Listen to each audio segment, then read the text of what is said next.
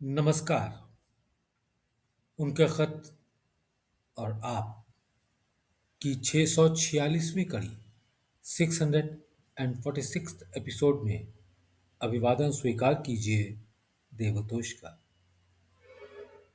दोस्तों, आज बाबूजी साहब का एक खत, तारीख 20 मार्च साल 1956। प्रिय भाई, शुभ आशीर्वाद। आपका 13 मार्च का लिखा हुआ खत मिल गया। मुझे अफसोस है कि मैं आपके दोस्त के लिए क्या लिख गया। लिख तो मैं यूं गया था कि आपकी मोहब्बत का नशा सवार था और कुछ बक ही गया। मगर ये याद रहे कि कांटा जब ज्यादा बढ़ जाता है तो उसको काटने की जरूरत होती है।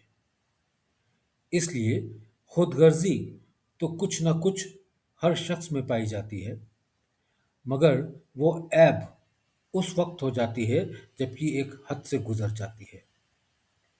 वाज़े ये भी रहे, मतलब क्लियर ये भी रहे, वाज़े ये भी रहे कि खुदगर्जी यानी सेल्फिशनेस बाल बराबर ही सही, मगर रूहानियत में ऐब पैदा करने वाली है।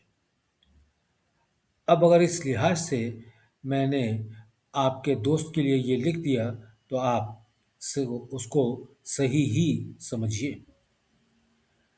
लफ्ज़ तंग नज़री जो लिखा है उसको मैं ही समझता हूँ, और ये झलक फ़ोनेटिक कॉमों में ख़ुसूसियत से पाई जाती है, और मेरी रीडिंग सही है। उसका डिस्प्ले चूंकि ज़ाहिरा तरीके में आमतौर पर नहीं होता, इसलिए उसको ऐब नहीं कहना चाहिए, मगर रूहानियत में, स्पिरिचुअलिटी में, आध्यात्मिकता में, मगर रूहानियत में ये बॉन्डेज बन जाता है। खैर, मुझे लिखना तो माफ़ी ही चाहिए, मगर लिखा इसलिए नहीं कि आप चूंकि मुझे बड़ा मानते हैं, आप शर्मा ना जाएं। इसलिए यही लिखता हूँ कि मुझे उम्मीद है कि आप इसको दरगुजर करें।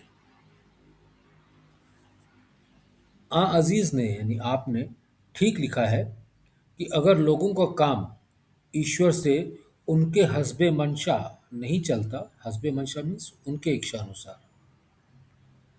आपने ठीक लिखा है कि अगर लोगों का काम ईश्वर से उनके हस्बे मंशा नहीं चलता तो उसका वजूद ही उनके दिमाग से गायब होने लगता है। अब इसका इलाज मैं क्या बताऊं? इसका इलाज कुदरत खुद ब खुद वक्तन फ़वक्तन करती रहती है। वो ये कि उनको चैन नसीब नहीं होता और शांति कोसों दूर रहती है, और दिल में इत्मीनान तो उन्हें होता ही नहीं। यही चीज़ें आगे चलकर रूहानी तालीम की बुनियाद बन जाती है और ईश्वर की हस्ती पर ईमान लाने के लिए मजबूर करती है। आपने दरियाफ्त किया कि मैं उस स्पेशल पर्सनैलिटी से इंटरकम्यून करने की आपको ख्वाहिश है। उसको जानने के लिए तो मैंने उसी में तरीका लिख दिया है कि ईश्वर से प्रार्थना करके मेडिटेशन में कुछ लम्हे बैठा जावे तो उसकी शक्ल खुद ब खुद सामने आ जाएगी। अगर आप उसको अपनी आंखों से देखना चाहें तो हर वक्त मुमकिन है। इंटरकम्यून तो आप काफ़ी तरक्की के बाद कर सकेंगे, यानी उसके लिए काफ़ी रूहानी तरक्की की ज़रूरत है। मगर जहाँ तक देखने का सवाल है, वो काम आंखें आसानी से कर सकती हैं। अब आप ये कहेंगे कि मैं उसको ढूंढूं कैसे? तो उसका जवाब ये है कि अपने करीब ही, या यूं समझिए कि जहाँ तक और जिस इंतहा तक आपकी विचार की लड़ी काम करे। अब मैं क्या लिखूं? आप ये भी कह सकते हैं मोहब्बत में कि आप खुद तलाश करके मुझे बता दें। तो भाई, मेरी आंखें तो उसी तरफ झुकी रहती हैं और झुक रही हैं जिसके झुकाव के असर से ऐसी पर्सनैलिटी का ज़हूर मुमकिन हुआ है। आपने ऋग्वेद जो देखा उसकी कमेंट्री अंग्रेजी में है या हिंदी में, और किन साहब की हुई है? पंडित जी जो लखीमपुर से इलाहाबाद आए थे और आपसे काफ़ी उनका सत्संग भी रहा, उनके पास साम वेद को छोड़कर सब वेद मौजूद हैं।